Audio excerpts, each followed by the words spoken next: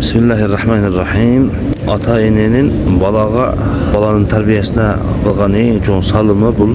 Oşul ata-enenin uyda bolganda tabiği avalda bolgandığı. Eğer de uyda oturgan ene baldarın canında aşusu gelbestin, bakırık şakırık bolboston, baldары менен кылган мамиледе табигый абалда болгондугу бул эң чоң салым болуп эсептелет. Эмнеге дегенде ошол үйдөгү бала, үйдөгү кыз ата энесинен мээримди толук алып, апасыны ошол табигый абалда көрүп, ошол бала табигый абалда чоңойот. Кээде бала ошол кээ ата эне ушундай да ойлоп калабыз.